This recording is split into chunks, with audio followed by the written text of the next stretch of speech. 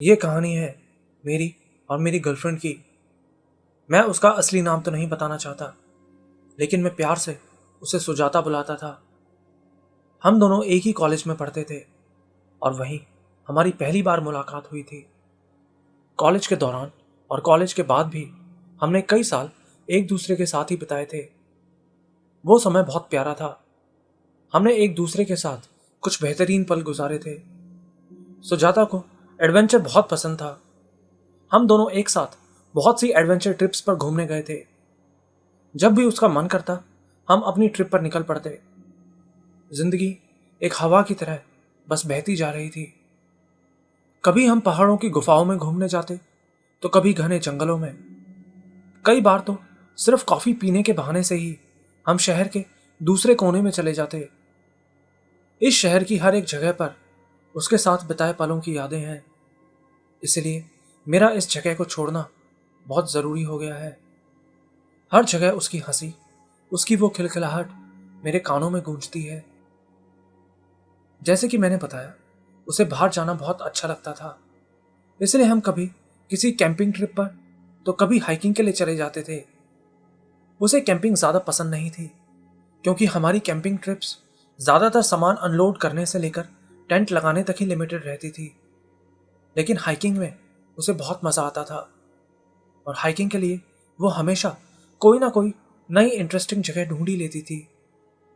ये भी बाकी सब ट्रिप्स की तरह एक नॉर्मल ट्रिप होने वाली थी, लेकिन हमें ज़रा सा भी अंदाज़ा नहीं था कि ये ट्रिप शायद हमारी ज़िंदगी की आखिरी कैंपिंग ट्रिप साबित होने वाली है।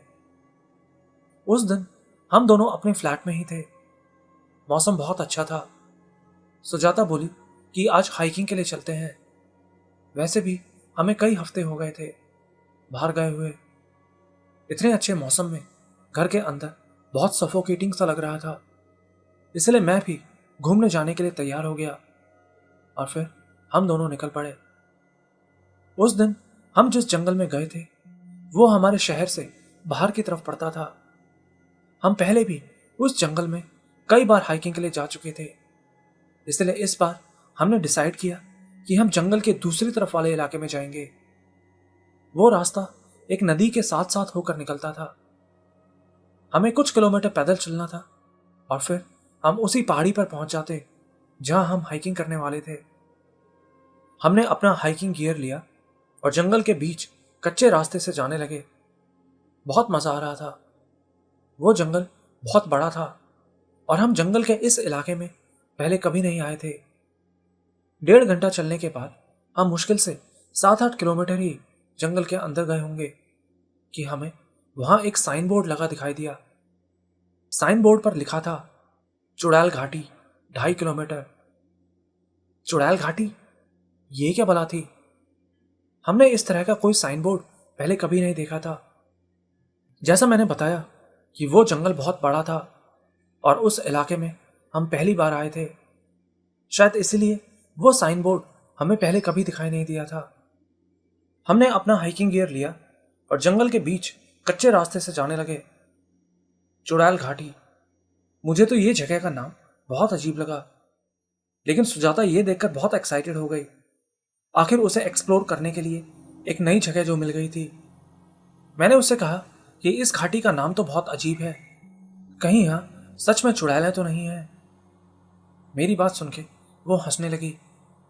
मैंने ये बात वैसे भी मजाक में ही कही थी, लेकिन फिर भी इस तरह के नाम का क्या मतलब हो सकता था।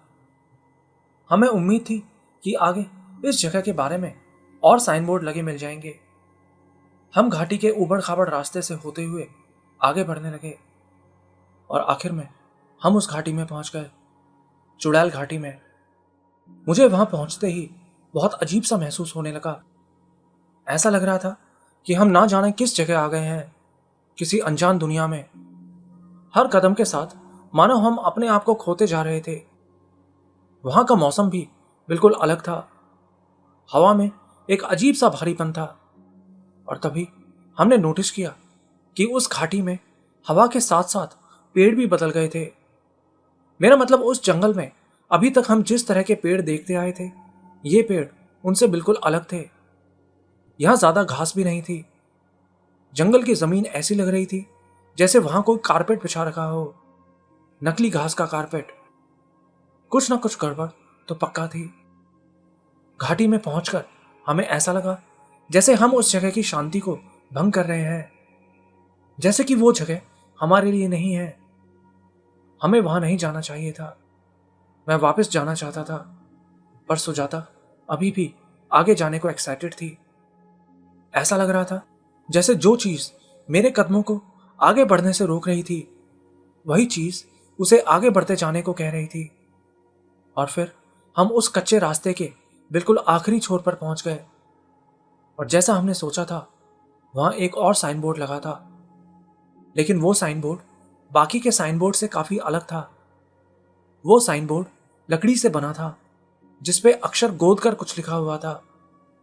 मैंने जल्दी से आगे बढ़ के उसके पास जाके देखा तो उस पे लिखा था, सिर्फ बच्चे ही यहां से आगे जा सकते हैं, बाकी सबका यहां से आगे जाना सख्त मना है। हम कुछ सेकंड्स वहीं खड़े उस साइन बोर्ड को देखते रहे और फिर एक दूसरे की तरफ देखने लगे। सुजाता का चेहरा चमक रहा था। मैं देखते ही समझ गया कि उसके दिमाग में क्या चल रहा है। वो अब बस एक मामूली हाइकिंग ट्रिप नहीं थी, बल्कि एक तरह की पहेली बन गई थी। हो सकता है यहां कोई कबीला हो और उस कबीले के लोग यहां रहते हों। हमें और आगे नहीं जाना चाहिए, मैंने कहा। तो क्या हुआ? ये रास्ता पब्लिक के लिए बंद नहीं है, इसका मतलब हम आगे जा सकते हैं, सुजाता बोली। मैंने कहा, जो भी है, हमें यहां से आगे नहीं जाना चाहिए।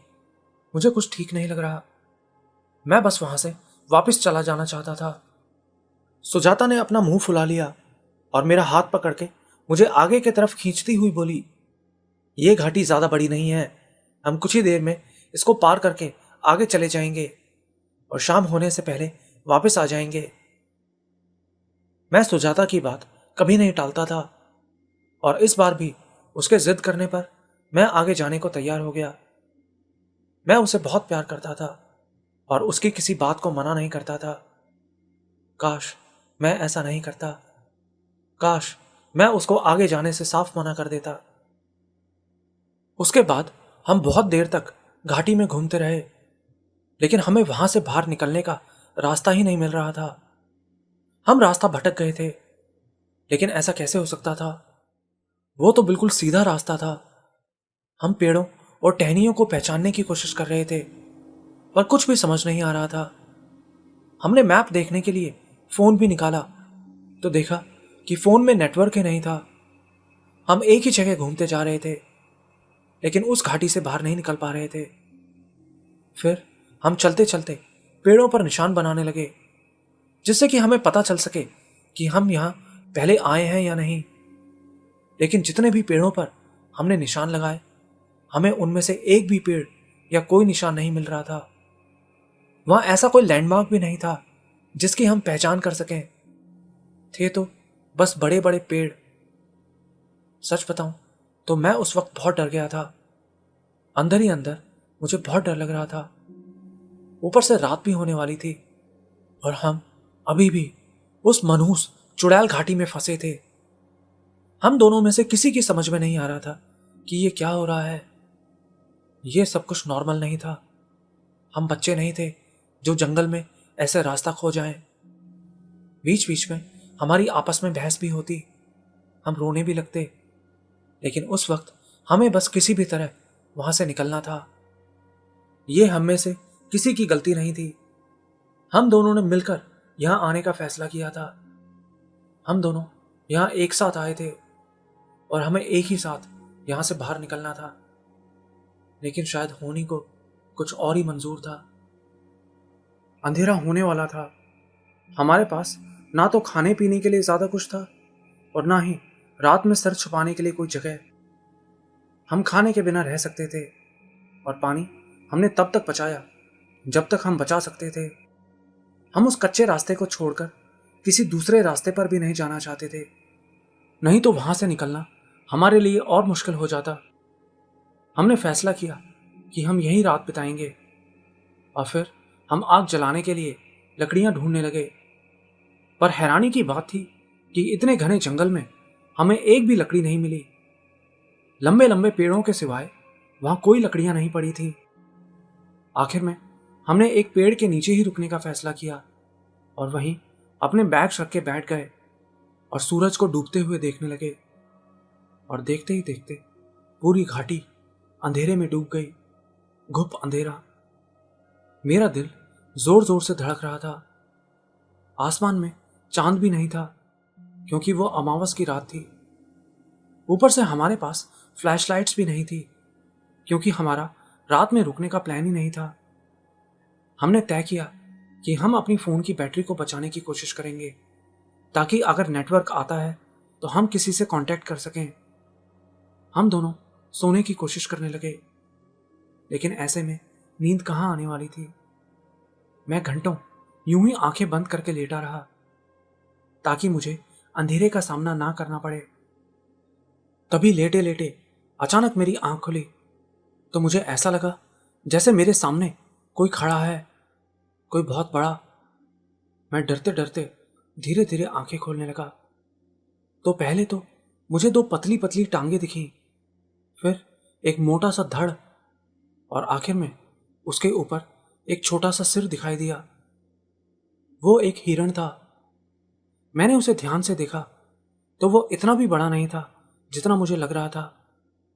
मैंने राहत की सांस ली, लेकिन तभी मैंने नोटिस किया कि उस हिरण की सफेद सफेद आंखें थीं, बिल्कुल किसी इंसान की तरह। और तभी मैंने महसूस किया कि सुजाता ने मेरा हाथ जोर से दबाया हुआ था। वो भी उठ गई थी। हम दोनों बिल्कुल भी नहीं हिल रहे थे। डर के मारे मेरी तो सांसें ही अटक गई थी। वो हिरण हमें एक टक देखे जा रहा था और फिर कुछ देर वहां खड़े रहने के बाद वो वहां से भाग गया। हमारी जान में जान आई। हम दोनों में से उस रात कोई नहीं सोया, बस एक दूसरे के साथ चुपचाप बैठे रहे और सुबह होने का इंतजार करते रहे। आखिरकार रात गुजरी, सुबह की रोशनी हुई, लेकिन रोशनी होते ही हमने देखा कि वहां जो कच्चा रास्ता था, जिस रास्ते से हम वहां आए थे, वो पूरे का पूरा रास्ता ही गायब हो गया था। अब वहां कोई रास्ता नहीं था, ना कोई निशान, ना कोई साइन बोर्ड, बस चारों तरफ लंबे लंबे पेड़। सुजाता घबराते हुए बोली, ये कैसे हो सकता है? कहीं हम कोई सपना तो नहीं देख रहे? शायद हमारी आंखों को धोखा हो रहा है। कल रात में ही तो हम कच्चे रास्ते से यहां आए थे, तो रातों रात वो रास्ता कहाँ गायब हो गया? हम इधर उधर रास्ते को ढूंढने लगे, लेकिन वहां कोई रास्ता नहीं था। ऐसा लग रहा था मानो यहां कभी कोई रास्ता रहा ही ना हो। और वो कोई छोटा मोटा रास्ता नहीं था, अच्छा खासा चौड़ा रास्ता था जिसपे कम से कम 3 लोग एक साथ चल सकते थे। पर अब वो रास्ता वहां नहीं था। आखिर हमारे साथ हो क्या रहा था? कुछ समझ नहीं आ रहा था कि क्या करें, इस मनुष्य जगह से कैसे निकलें। समझदारी की बात तो यही थी कि हम यहीं रहें ताकि अगर कोई हमें ढूंढने आए तो हम उनको यहां मिल सकें। हमने हिसाब लगाने की कोशिश की कि हम यहां कितने दिन जिंदा रह सकते हैं। पानी की बोतल अभी भी आधी भरी हुई थी, जिसका मतलब था कि हम कुछ दिन और जिंदा रह सकते हैं। मुझे बहुत तेज भूख लग रही थी, लेकिन फिर भी हमारी भूखे मरने की नौबत नहीं आई थी। आखिर में हमने वहीं रुकने का फैसला किया, लेकिन इस बार रात होने से पहले हम छुपने के लिए एक शेल्टर बना लेना चाहते थे। इसके लिए हम आसपास के पेड़ों की टहनियां तोड़ने लगे। बहुत अजीब बात थी कि इस बीच किसी भी चीज ने हमें थोड़ा सा भी डिस्टर्ब नहीं किया। मेरा मतलब उस जंगल में हमें कोई जानवर तो दूर, कोई परिंदा भी नजर नहीं आ रहा था। वो जंगल बिल्कुल खाली था, बहुत अजीब तरीके से शांत। ना कोई पक्षी था, ना कोई गिलहरी, और ना ही कोई कीट पतंगे। मैंने सुजाता को इस बारे में नहीं बताया। मैं उसको और डराना नहीं चाहता था, लेकिन अंदर ही अंदर मुझे लग रहा था कि वो भी ये बात नोटिस कर चुकी है। मैं उसको और डराना नहीं चाहता था, लेकिन अंदर ही अंदर मुझे लग रहा था कि वो भी ये बात नोटिस कर चुकी है। अपने आप को शांत रखने के लिए हम एक दूसरे से फालतू की बातें कर रहे थे, हंसी मजाक कर रहे थे ताकि हमारा डर कम हो सके। और धीरे धीरे वो दिन भी ढल गया। रात में हम दोनों अपने शेल्टर के अंदर ही बैठे थे कि तभी अचानक हमें बाहर से भारी भारी कदमों की आवाज आने लगी। वो जंगल इतना शांत था कि कदमों की वो आवाजें बहुत जोर से गूंज रही थी। हम जल्दी से वहां लगी घास फूस में छुप गए। किसी के जोर जोर से गुर्राने की आवाज भी आ रही थी। वो रूह को कपा देने वाली आवाज थी। सुजाता ने मेरे हाथ को जोर से पकड़ लिया, इतना जोर से कि उसके नाखून मेरी स्किन में गड़ रहे थे। धीरे धीरे चलते हुए वो भारी कदमों की आवाज हमारी तरफ आती जा रही थी। और फिर वो कदम ठीक हमारे शेल्टर के सामने आके रुक गए। हल्की हल्की रोशनी में मुझे बाहर एक इंसान के पैर दिखाई दिए। एक बार के लिए तो मुझे लगा कि शायद कोई हमें बचाने के लिए आया है, लेकिन तभी मेरे दिमाग में आया कि अगर ऐसा है तो वो नंगे पैर क्यों हैं। और तभी बाहर से एक औरत की डरावनी आवाज आई, आओ यहां आ जाओ। पहले तो ऐसा लगा जैसे वो हमें बुला रही है, पर वो हमको नहीं बुला रही थी। और तभी उसने एक जोरदार लात मार के हमारे शेल्टर को तोड़ दिया। हमारी तो जान ही निकल गई। हम दोनों डर के मारे कांप रहे थे। वो एक बहुत ही लंबी तगड़ी औरत थी और ठीक हमारे सामने खड़ी थी। उसके उलझे हुए बाल थे जो उसकी छाती तक लटक रहे थे। मैंने फिर से उसके पैरों की तरफ देखा। पैर बिल्कुल इंसानों जैसे थे, इंसानी हाथ, यहां तक कि उसका शरीर भी इंसान का था। वो एक औरत थी, लेकिन कंधे के ऊपर से उसका शरीर एक भालू का था, जैसे कि किसी भालू के शरीर को उठा के एक औरत के शरीर पर लगा दिया हो। उसने अपना मुंह खोला हुआ था जिसमें बड़े बड़े पैने सफेद दांत दिखाई दे रहे थे। और तभी वो गुस्से में जोर से गुर्राई और चिल्लाते हुए बोली, मैंने कहा मेरे पास आओ। और उसके इतना कहते ही जंगल के बहुत सारे जानवर भागते हुए उसके पास आ गए। हिरण, बंदर, गिलहरियां, सब के सब जानवर पेड़ों के पीछे से निकलकर हमारी तरफ बढ़ने लगे। उन सब जानवरों की सफेद आंखें चमक रही थी, बिल्कुल ऐसी जैसे इंसानों की होती हैं। और देखते ही देखते वहां बहुत सारी ना झपकने वाली आंखें इकट्ठा हो गईं। वो सब थे तो जानवर, लेकिन उनकी आंखें इंसानों के जैसी लग रही थी।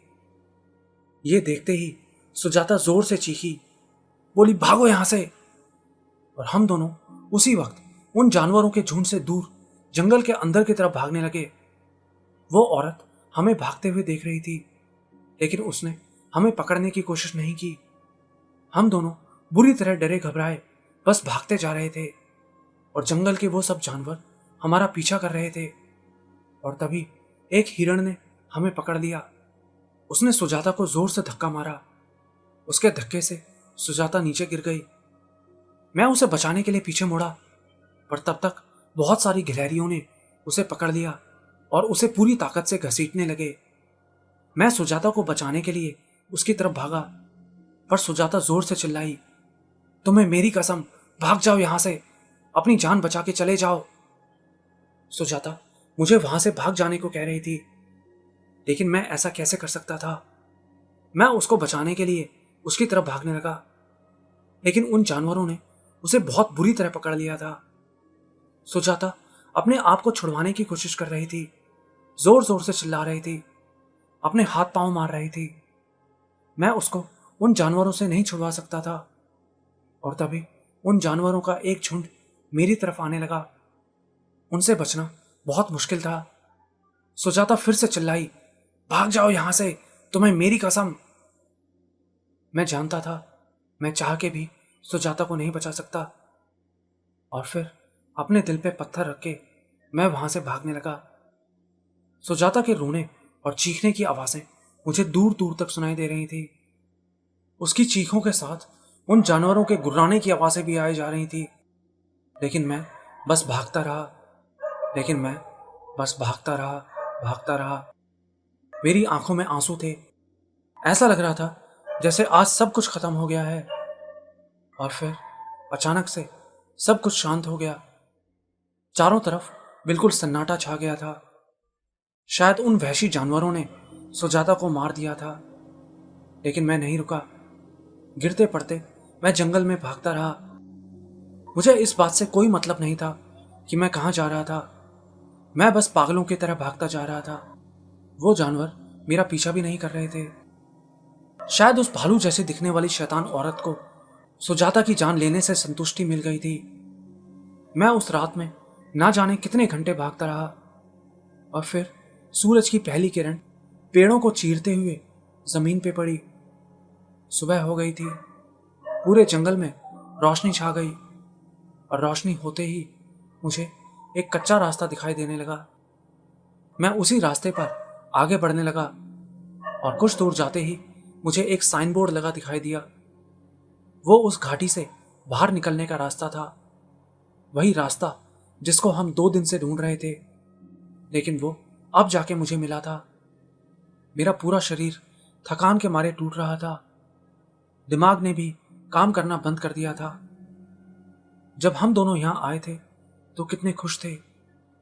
मैंने सपने में भी नहीं सोचा था कि मैं यहां से अकेला जाऊंगा। सुजाता की चीखें अभी भी मेरे कानों में गूंज रही थी।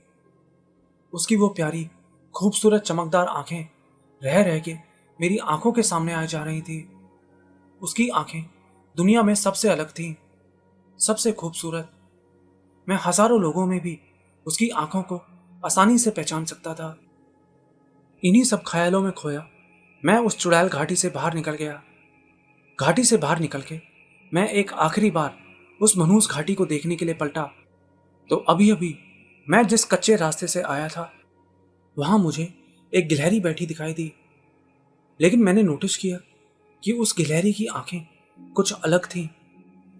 ऐसा लग रहा था जैसे मैं उन आंखों को जानता हूं। बड़ी बड़ी चमकदार आंखें। वो सुजाता की आंखें थीं। लेकिन ऐसा कैसे हो सकता था? मैंने इस बारे में ज्यादा नहीं सोचा और जल्दी से उस जंगल से बाहर निकल आया। इस बात को बीते 1 महीना हो चुका है। मैंने पुलिस को सुजाता के बारे में सब कुछ बता दिया। लेकिन हैरानी की बात है कि पुलिस को अभी तक सुजाता की लाश का कोई नामो निशान नहीं मिला। पुलिस ने कुछ दिनों तक तो सुजाता की लाश को ढूंढने की कोशिश की और फिर यह केस बंद कर दिया गया। उसके घर वालों को तो यह यकीन ही नहीं है कि सुजाता अब इस दुनिया में नहीं है। सबको यही लगता है कि मैं पागल हो गया हूं और सुजाता शायद जंगल में ही रास्ता भटक गई है। आखिर लोग मुझे पागल समझे भी क्यों ना। भालू जैसे दिखने वाली औरत, हिरण और गिलहरियों का सुजाता को पकड़ लेना, कौन यकीन करेगा इस तरह की बातों पर। वो तो गनीमत है कि उसकी फैमिली को मेरे ऊपर इतना यकीन है कि मैंने उसके साथ कुछ गलत नहीं किया। लेकिन मैं क्या करूं? मुझे तो पता है सच्चाई क्या है। मेरा तो सब कुछ खत्म हो गया। मैं अब आगे बढ़ने की कोशिश कर रहा हूं। मैं अब इस शहर में बिल्कुल नहीं रहना चाहता, इसीलिए मैं इसे छोड़कर जा रहा हूं। पर एक चीज जो मुझे हर वक्त परेशान करती है वो ये कि उस साइन बोर्ड पे ऐसा क्यों लिखा था कि यहां से आगे सिर्फ बच्चे ही जा सकते हैं, और उस चुड़ैल ने सुजाता को ही अपने पास क्यों रखा। वो चाहती तो मुझे भी आसानी से पकड़ सकती थी। और सबसे बड़ा सवाल कि वो गिलहरी कौन थी? क्या वो मेरी सुजाता थी?